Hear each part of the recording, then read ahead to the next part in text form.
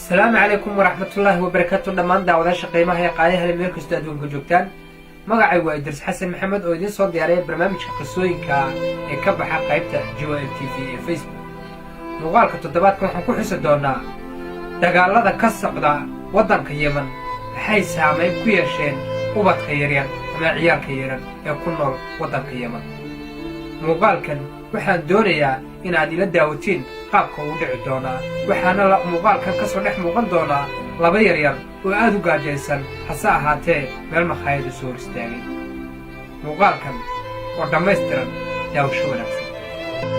makhaayadani waa makhaayad ku taalla waddanka Yemen. ninkani waxa uu dalbaday raashin intii ku filnayd oo dhan hase ahaatee waxa uu bannaanka ka arki doonaa laba ciyaal ah oo aad u gaajaysan oo meesha ka soo fiirinaya. runtii raashinkii ayuu iska dhigay waxa uu ku dhahay soo gala gudaha u soo gala. ciyaalkii yaraa way soo galeen iyagoo aad u xishoonaya. waxa uu ku dhahay soo fadhiista istaagina ee kuraasada soo fadhiista. ninkii ayuu uga dalbay raashin oo waxa uu ku yidhi raashinkan cuna. runtii ciyaalkani gaajada ka muuqata darteed aad ayay u boobeen raashinkii meesha yaalay. kadib waa u googoynayaa oo waxa uu ku leeyahay hooyo cuna. ciyaalkan yarani ma aha mid haysta waxay raashin ku gataan. kadib ninkii uu soo dhaqaaqay oo waxa uu ku yidhi macal salaama.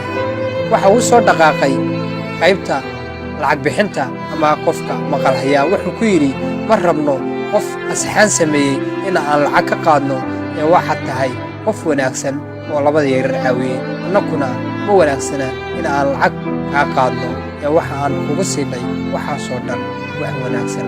qofkii asxaan sameeya isagana waxaa mudan in asxaan loo sameeyo.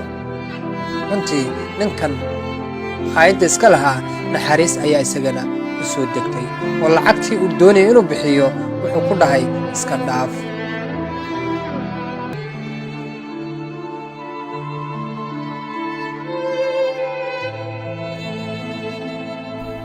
waa tahay muuqaalka markaan intaa kaga nimaadno aad u xanuunka badan leh.